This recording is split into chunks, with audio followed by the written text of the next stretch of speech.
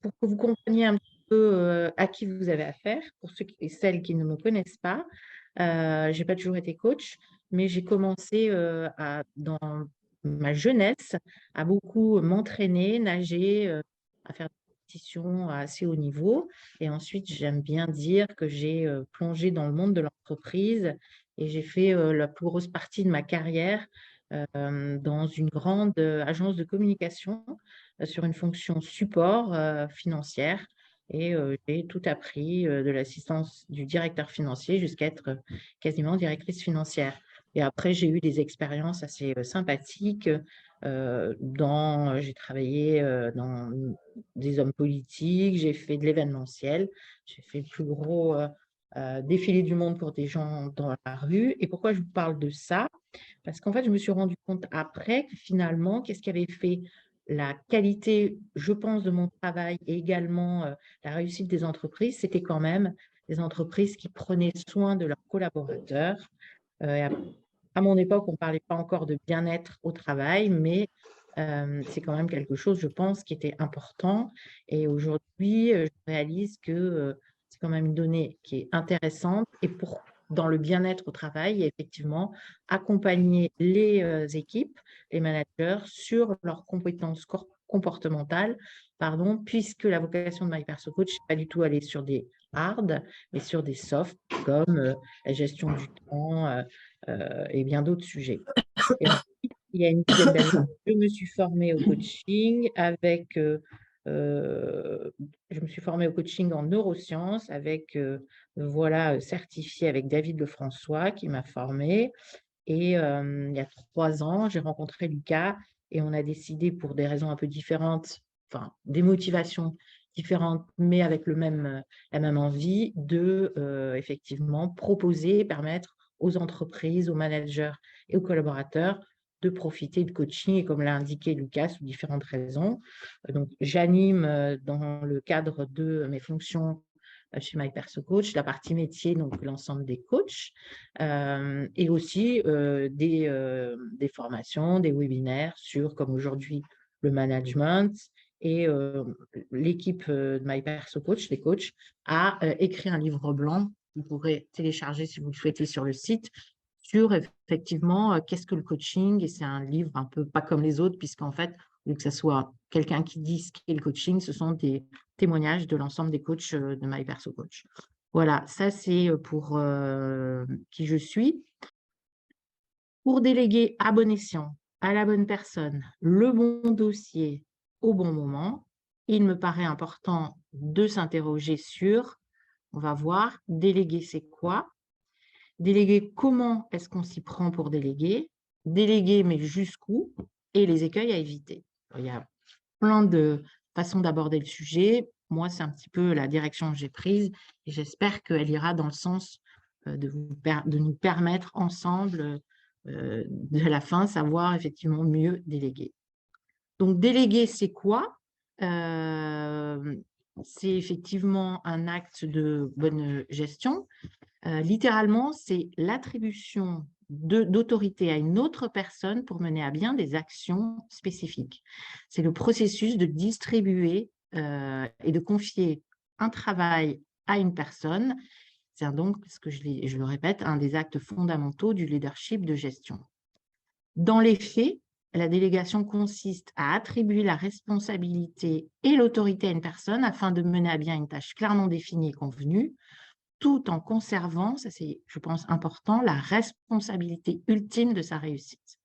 La délégation incorpore l'autonomisation des coéquipiers grâce à un leadership efficace. Donc nous y voilà, déléguer, comment est-ce qu'on s'y prend pour déléguer? Avant tout, et ce qu'il faut faire, c'est commencer par lister l'ensemble des missions et des tâches qu'on a à réaliser. Ensuite, il faut hiérarchiser en indiquant et en distinguant l'urgent de l'important. Et pour ça, on a un outil qui s'appelle la matrice d'Eisenhower. Je passe un petit peu pour vous montrer, on y reviendra un peu plus loin, mais je ne sais pas si vous connaissez. La matrice d'Eisenhower a quand même une grande qualité, c'est de savoir effectivement distinguer l'important de l'urgent, l'important, donc vous avez important, urgent, important, pas urgent, pas important, pas urgent. Enfin, il y a tout ce qui est effectivement qui permet effectivement de distinguer l'importance et l'urgence des tâches. Ce qui est important et urgent, en théorie, on ne peut pas le déléguer, on le garde. Ce qui n'est pas important et pas urgent, en théorie, il n'y a pas besoin de le faire. Et ensuite, il faut arbitrer sur les deux autres paramètres. Donc, on utilise la matrice d'Eisenhower pour, c'est effectivement une façon de comprendre voilà, le travail à déléguer. Ensuite, on va déterminer les forces, normalement, de chacun de nos collaborateurs, ce qui nous permettra de choisir notre mode de délégation. Et là, j'ai un autre petit outil qui me semble assez intéressant, qui s'appelle la matrice de la délégation et qui permet en fait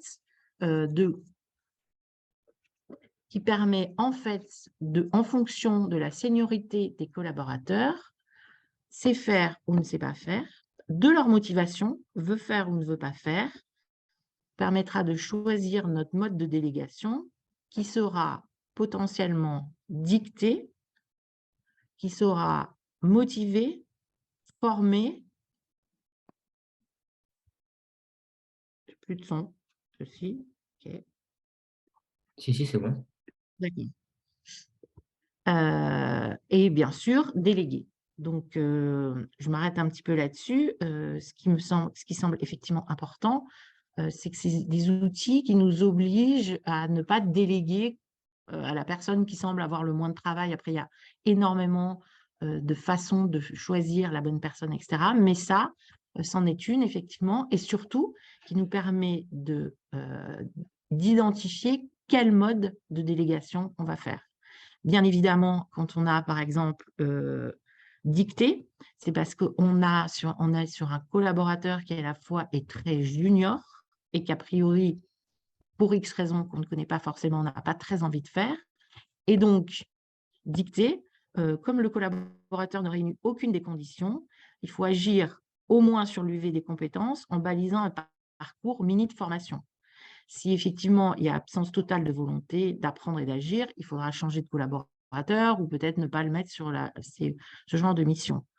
À l'inverse, quand on a un collaborateur qui veut faire et qui ne sait pas faire, eh bien, ce collaborateur, on ne sait qu'il n'a pas effectivement les compétences techniques, mais qu'il est motivé et du coup, le levier qui est celui de la compétence, il faudra l'accompagner en coaching, le faire accompagner par le manager, le faire former. Mais vous voyez, ce n'est pas la même façon de déléguer. Ensuite, on a le collaborateur qui ne veut pas faire, mais qui sait faire. Donc, lui, il va falloir y aller sur de la motivation.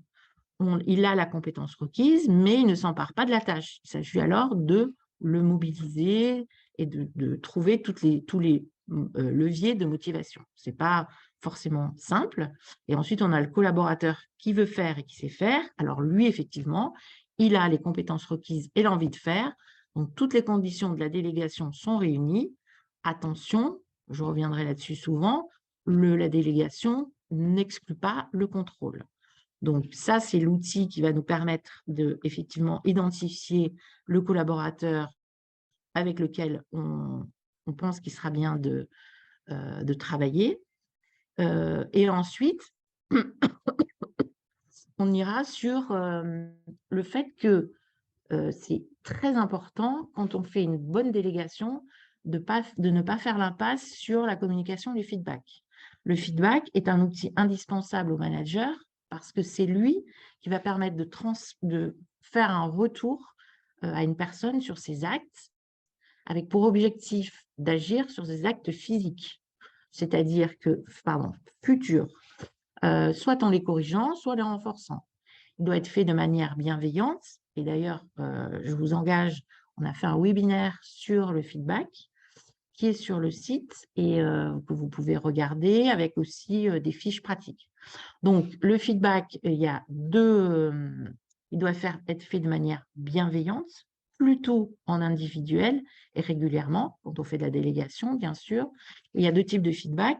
Le positif qui va indiquer à la personne qui travaille avec nous que l'on souhaite qu'il continue à travailler de cette façon. Donc ça, c'est effectivement que l'on souhaite qu'il continue et on va l'utiliser, ce feedback positif, pour l'encourager sur cette bonne pratique. Et le feedback correctif, dit négatif, qui va indiquer à l'autre que l'on souhaite qu'il change et à utiliser pour encourager un changement. Donc ça, c'est effectivement une chose qui est importante. Et si savoir déléguer une tâche ou une mission à l'un de ses collaborateurs s'avère parfois, pour certains managers, comme un saut à l'élastique, si on applique les méthodes sur lesquelles on va travailler, effectivement, on va se rendre compte que c'est quand même très intéressant de déléguer et que ça n'est pas vraiment anxiogène. Mais ce qui est intéressant aussi, c'est de s'interroger sur déléguer, jusqu'où déléguer, et plutôt qu'est-ce qu'on ne peut pas déléguer. Donc, il y a des tâches qui sont exclusivement de notre domaine de compétences, de responsabilité, et ça, on ne peut pas le déléguer. Lorsque on ne peut pas déléguer, lorsque finalement on se rend compte que nos collaborateurs n'ont pas forcément les qualifications pour réaliser les tâches et les missions. Donc, on doit, dans un premier temps, les déléguer. Parfois, notre direction nous demande de garder effectivement un client ou des actions très spécifiques à faire. Donc, par construction, on ne peut pas les déléguer. Il y a parfois aussi des moments où les tâches qu'on devrait déléguer vont être compliquées à déléguer parce qu'on comprend que peut-être nos collaborateurs ne vont pas pouvoir respecter l'échéance. Parfois, on n'a pas effectivement la possibilité de transmettre l'ensemble des informations pendant le travail. Donc, je l'ai vu, il peut y avoir une charge de travail qui est trop importante pour certains collaborateurs, le suivi. Et du coup, il n'y a que nous qui pourrons mener à bien le fait de accomplir cette mission, travailler sur un dossier, et ça, on ne pourra pas le déléguer. Mais normalement, de manière générale, si toutes les étapes d'une bonne délégation sont respectées, c'est-à-dire identifier le travail à déléguer, qualifier les priorités, déterminer les forces de chacun de nos collaborateurs, expliquer le contexte et faire office de guide, investir dans la formation, donner la priorité à la communication ou au feedback, pratiquer le lâcher-prise, en théorie, on pourrait déléguer. Donc, sur la partie investir dans la formation, en fait, on ne va pas forcément payer, enfin, je veux dire, faire des formations externes aux collaborateurs, mais la tâche quand même, une des tâches premières d'un manager, c'est effectivement de former les gens avec qui il travaille. Et je trouve qu'une des grandes satisfactions pour un manager, c'est lorsqu'il voit effectivement que ses collaborateurs montent en compétences, et c'est bien dans les deux sens, parce qu'effectivement, les collaborateurs vont être fiers, ça va leur faire du bien, ça va remonter leur estime, enfin, ils vont devenir ils vont travailler de mieux en mieux, mais aussi, bien sûr, ça va permettre au manager de pouvoir se décharger de certaines tâches et de pouvoir faire des choses qui lui sont effectivement, potentiellement, là où il va pouvoir, comment dirais-je, utiliser le maximum ce pourquoi il est fait et ses compétences très spécifiques. Et du coup, quels sont finalement les écueils qu'on peut éviter pour que la délégation ne soit pas à la hauteur de ce qu'on souhaiterait. Donc, avec le temps et donc la technicité aujourd'hui, la délégation, elle est un peu plus complexe puisque, ce que je disais, parfois on a des collaborateurs qui sont techniquement finalement meilleurs que nous, mais qui n'ont pas l'expérience, etc. Donc, sur la délégation, c'est une nouvelle façon aussi de déléguer pour certaines personnes. Et dans les écueils à éviter, le premier, c'est qui consiste à déléguer pour des mauvaises raisons. Et avant de déléguer, il faut simplement parfois s'interroger sur nos motivations. Si on délègue parce qu'on est complètement débordé, ou parce il y a un certain nombre de choses qu'on n'a pas envie de faire, bah, il ne faut pas s'attendre effectivement à ce que la délégation soit, enfin, que le résultat soit là. Parce que déjà, nous, on n'a pas mis forcément des ondes très positives, mais on s'en est plus débarrassé qu'on ne l'a délégué. Un autre risque qui est aussi qu'il faut identifier, c'est que parfois, on va déléguer des missions inintéressantes pour se garder effectivement les missions valorisantes. Et ce qui va faire que d'abord, c'est pas très valorisant pour les personnes et ensuite, au bout d'un moment, ben, les gens voudront plus effectivement, travailler sur certaines missions, certains projets qu'on va leur donner parce qu'on leur donne que des choses qui sont, pas intéressantes. C'est un peu humain, hein, on a envie de garder ce qui est le plus intéressant, mais c'est pas forcément la bonne idée et là, pour le coup, si on évite cet écueil, c'est quand même mieux.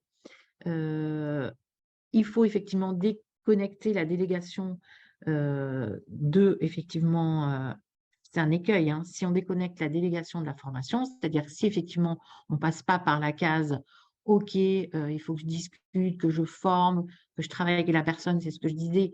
Effectivement, ça va me prendre plus de temps que si je le faisais, mais à moyen terme et à long terme, ben, effectivement, la personne, elle aura été formée, donc c'est intéressant. Elle pourra être en relais, elle pourra faire plein de choses, donc il faut ne pas, éviter ce temps qu'on va passer, à former. Et aussi, déconnecter la délégation de la formation, c'est un risque, c'est une erreur systémique dans le système. On doit effectivement accompagner les gens, à tout niveau, les aider à monter en compétences, à se former, ce qui va renforcer la confiance des personnes parce que plus on va leur passer du temps, plus on va les aider, plus on va les former, plus ils vont réaliser qu'ils ont de l'importance et que on leur donne des choses intéressantes, donc ça, c'est effectivement hyper important et c'est ce que je disais, il faut, également fixer des points d'étape, des échéances et piloter la délégation.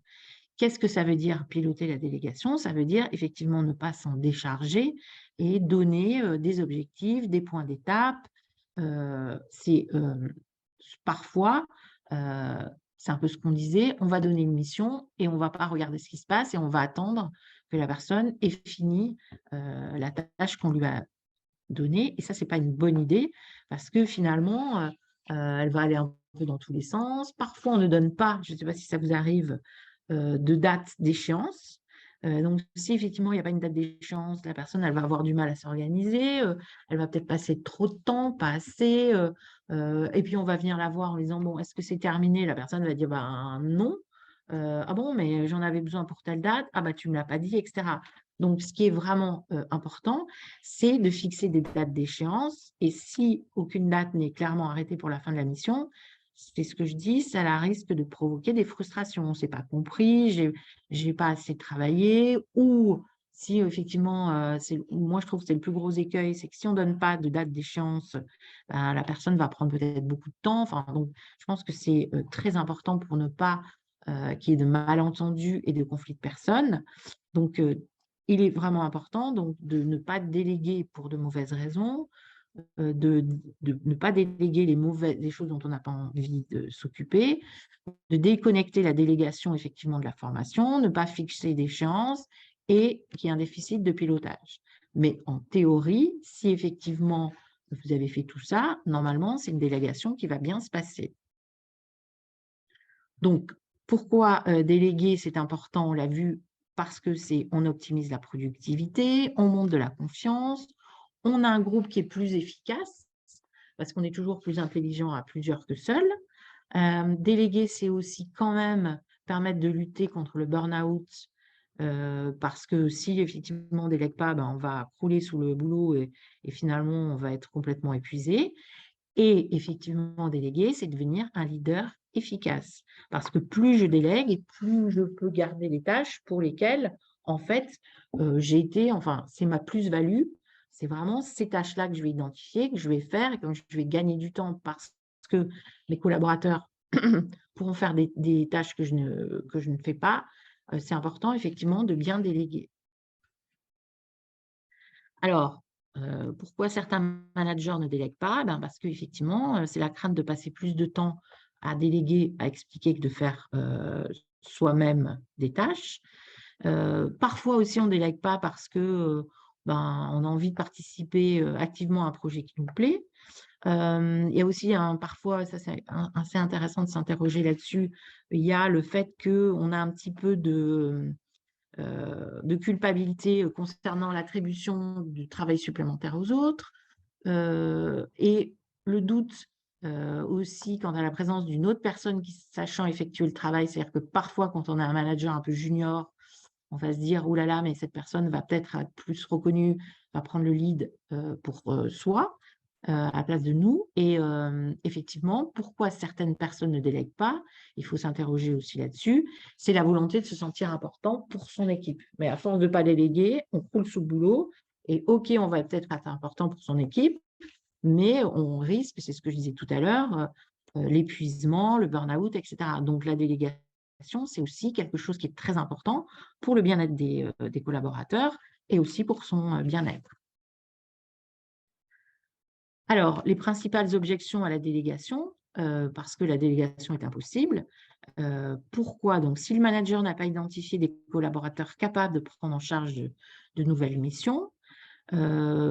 Qu'est-ce qui est un autre problème? C'est lorsque le manager se sent lui-même débordé, et il n'a pas le temps, dès qu'on est effectivement débordé, on délègue ou on ne délègue pas parce qu'on n'a pas trouvé effectivement la bonne personne pour déléguer. Et parfois, c'est un manque réel de confiance en soi qui peut se traduire par un manque de confiance en ses propres collaborateurs.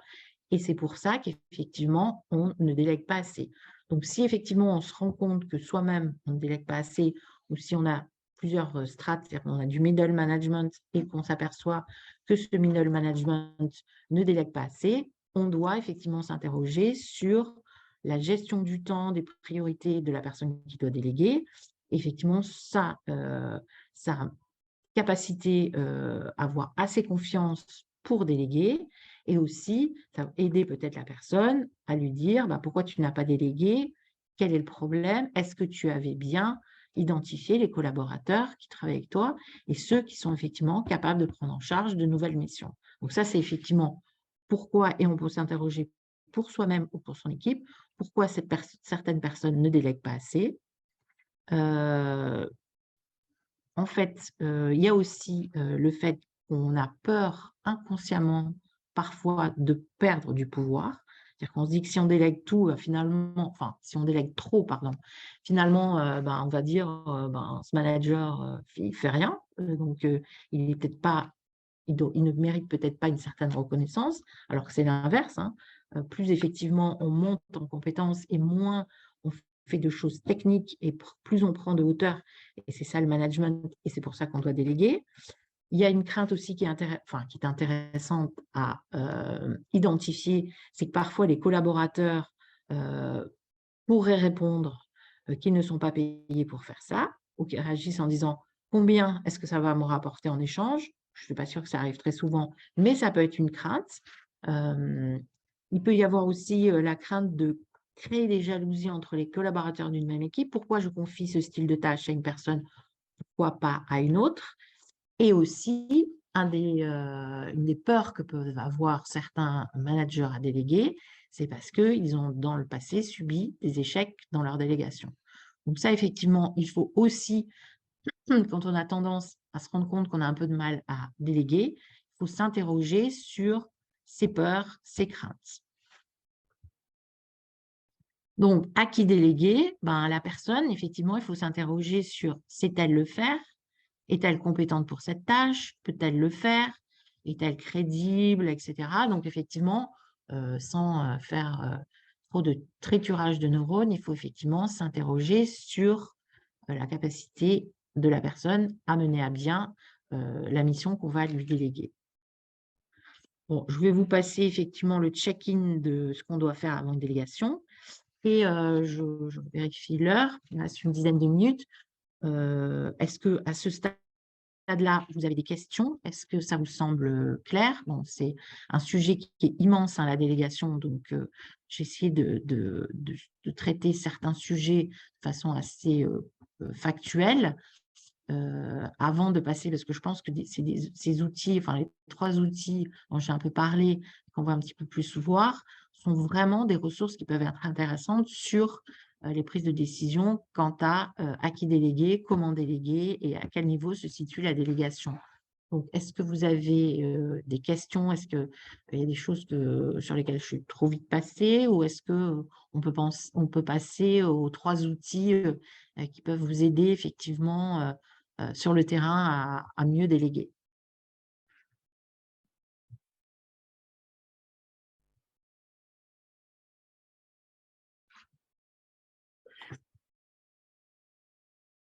Juste, vous aviez parlé tout à l'heure des 7 niveaux de délégation. Est-ce que ça va être vu dans les outils? Voilà, en OK. fait, c'est le dernier dont je n'ai pas parlé, parce que on va terminer par celui-là, voilà. Ouais.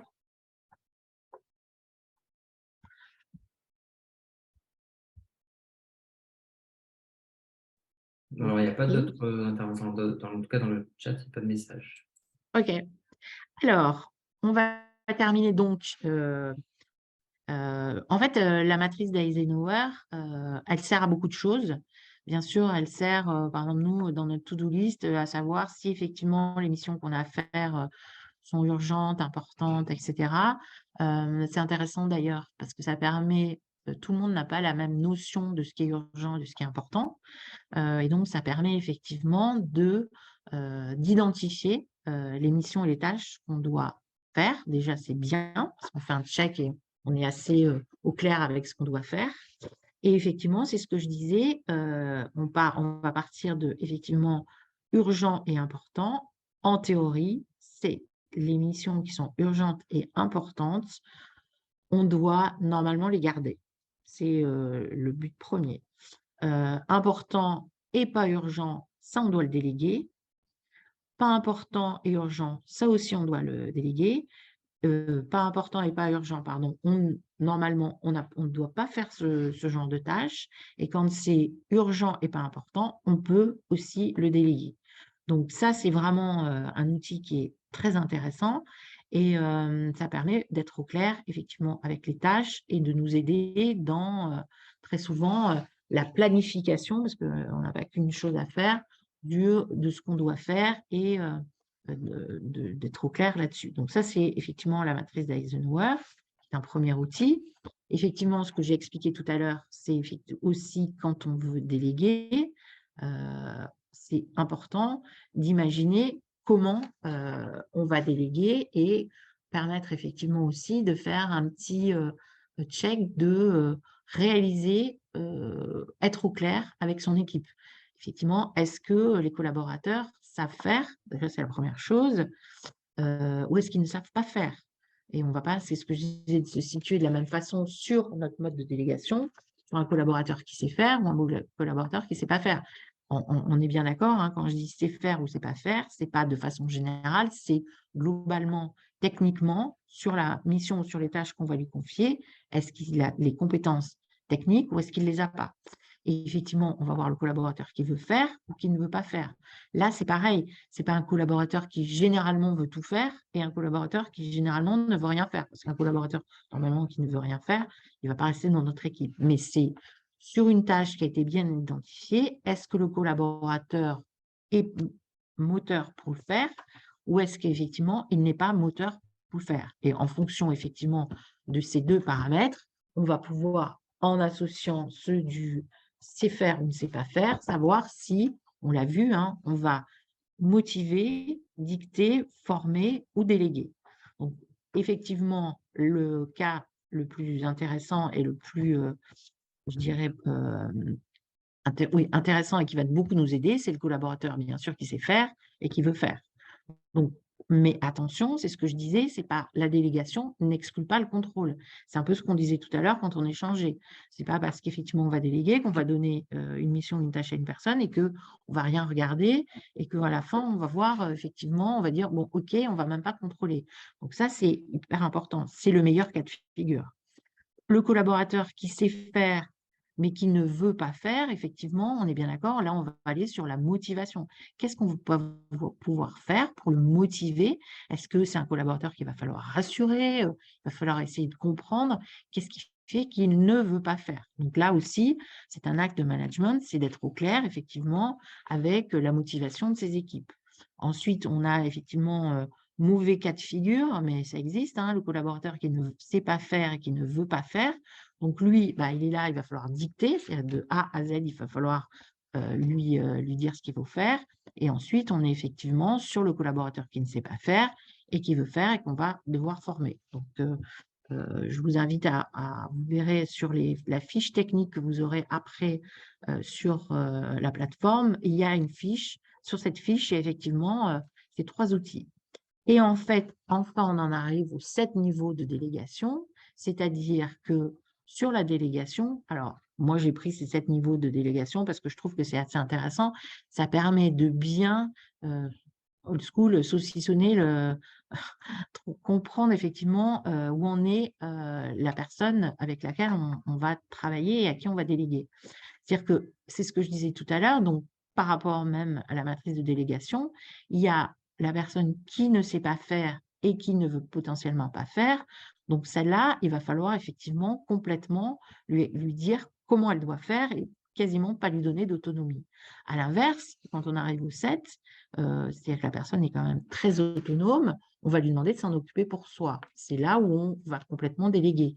Mais entre le 1 et le 7, on va effectivement passer par on peut proposer à la personne, on lui donne la mission et on lui demande de faire une recherche et de donner des options. Là, déjà, il y a un petit peu plus d'autonomie. On ne va pas lui dire comment elle doit faire, mais c'est elle qui va essayer de commencer à rechercher et à réfléchir avec nous. Ensuite, un peu plus d'autonomie, on va lui demander son avis. Après, on arrive au milieu, c'est-à-dire qu'effectivement, on va décider ensemble, pas effectivement sur des décisions stratégiques comme vous l'avez évoqué tout à l'heure, mais effectivement, on est sur un travail et on va décider ensemble de comment dirais-je, quelle orientation on va lui donner, comment on va s'y prendre. Enfin, voilà, on va décider ensemble. Ensuite, effectivement, il y a occupe-temps dans ses limites, c'est-à-dire qu'on va baliser. Tu peux faire ça, mais je vais te donner des limites. Et l'avant-dernier, c'est occupe-temps et dis-moi ce que tu as fait. C'est-à-dire qu'effectivement, on va demander un retour. Et on est d'accord, une fois qu'on arrive sur le 7, la personne est totalement autonome. Effectivement, c'est une délégation totale.